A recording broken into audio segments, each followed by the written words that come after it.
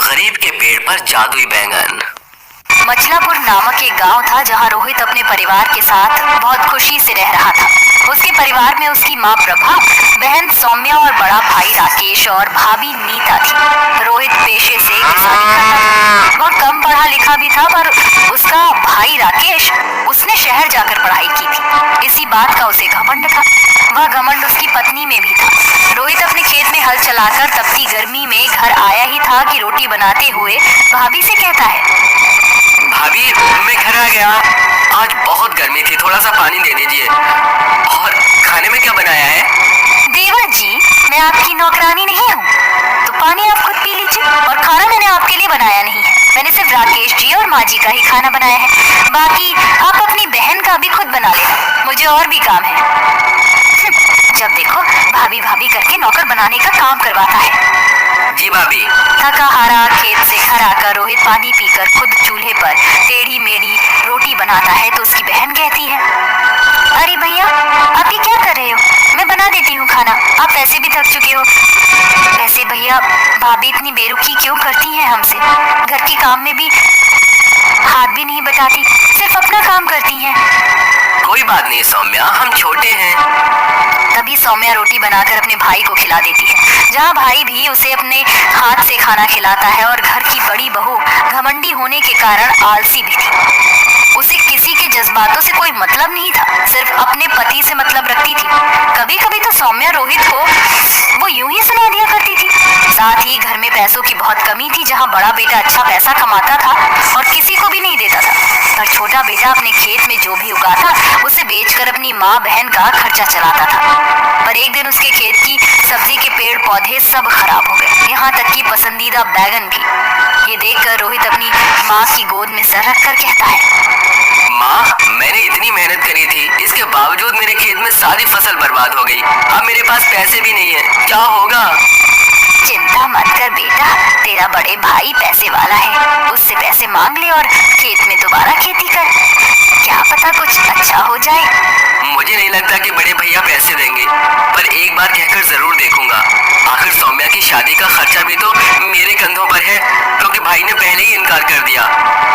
ये बोलकर रोहित अपने बड़े भाई राकेश के पास जाकर पैसे मांगता है। तभी वह तेवर दिखाकर कहता है, क्या बोला तुमने? मैं तुम्हें तुम्हारे खेत में उन पेड़ पौधों के लिए पैसे दूं? बिल्कुल नहीं। देखा, अगर आज तुम मेरी तरह पढ़ लेता तो गवार नहीं होता।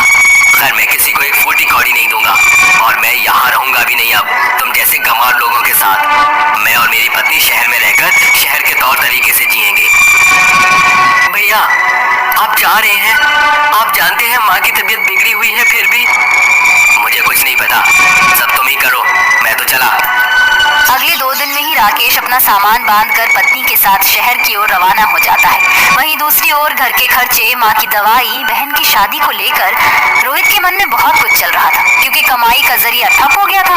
वह दूसरी जगह काम भी करता है तो लोगों से काफी कुछ उल्टा सीधा सुनने को मिलता है। अपनी माँ बहन के पेट को पालने के लिए वह लोगों की सुनता है, फिर एक बार काम से निकाल दिया जाता है। ऐसे में परेशान होकर वह अपने उजड़े हुए खेत में जाता है, जहाँ उसके सारे पेड़ पौधे तहस नहस हो रखे थे।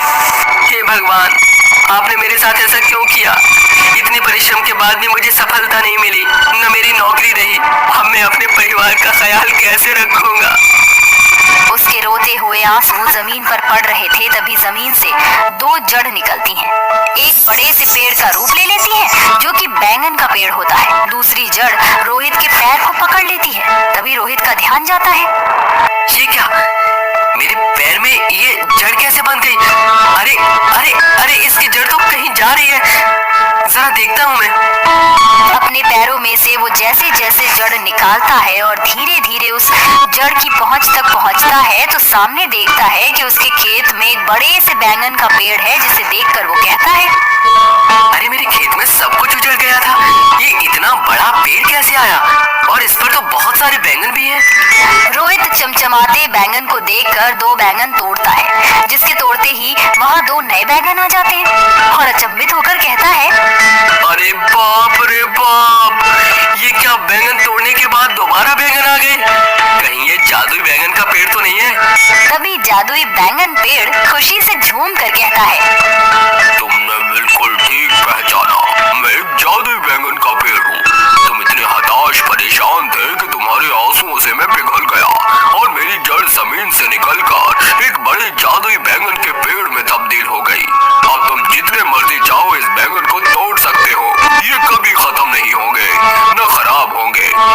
बेचकर तुम अपने घर की सारी स्थिति ठीक कर सकते हो। अरे सच में? मुझे तो यकीन ही नहीं हो रहा। मेरी मदद करने के लिए बहुत बहुत शुक्रिया। फिर रोहित जादुई बैंगन को तोड़कर अपने गमछे में रखता है। तभी पेड़ पर और बैंगन आ जाते हैं। जादुई बैंगन पेड़ का शुक्रिया अदा करके वो घर पर बैंगन ले जाता है। ये देखकर माँ और बहन कहती हैं, भैया इतने सारे बैंगन कहाँ से लाए? तुम पर तो पैसे नहीं थे। हाँ बेटा बताना, अभी तक तो तेरे हाथ खाली थे, अचानक कैसे भर गए? माँ ये समझ लो भगवान ने हमारी सुन ली। मेरे खेत में जादुई बैंगन का पेड़ उगा है, जिससे अब हम अच्छी जिंदगी काटेंगे। सौम्या तुम बैंगन का भरता और बैंगन के पकौड़े चाय के साथ बना दो। उसके बाद मैं मंडी में बैंगन का इतना सस्ता दूंगा कि पूरे बाजार में कोई बेच नहीं रहा होगा। इससे सभी लोग मेरे बैंगन खरीदेंगे। अरे वाह बेटा, ये तो बहुत अच्छी तरकीब है। कुछ ही देर बाद तीनों मिलकर बैंगन के पकौड़े का नाश्ता करते हैं। उसके बाद रोहित मंडी में ढेर सारे बैंगन लेकर बेचने के लिए निकल जाता है। बैंगन ले लो, बैंगन 10 रुपए किलो, सस्ते ताजा ताजा बैंगन ले लो। बड़े बैंगन, छोटे बैंगन, बनाओ इसका भरता, पकौड़ा, सब्जी, अचार। बैंगन बैंगन। अरे आप तो बहुत सस्ते बैंगन दे रहे हो, जरा 1 किलो दे दीजिए। क्या इतने सस्ते बैंगन? मुझे तो 2 किलो दे दीजिए भाई साहब।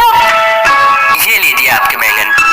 कुछ ही देर में एक एक करके रोहित के सारे बैंगन खत्म हो जाते हैं। वह दोबारा से जादुई पेड़ से बैंगन तोड़कर लाता है और मंडी में बेचता है। सस्ते के कारण फिर से बैंगन खत्म करके वह अपने घर लौट आता है, जहां उसकी पहली कमाई बहुत ज्यादा होती है। इससे तीनों खुश हो जाते हैं। इसी तरह रोहित जादुई बैंगन पेड़ की मदद से रोज बैंगन बेचता है, जिससे उसे काफी मुनाफा होता है। 6 महीने बाद पैसे इकट्ठे करके वह अपनी बहन की शादी अच्छे घर में करा देता है।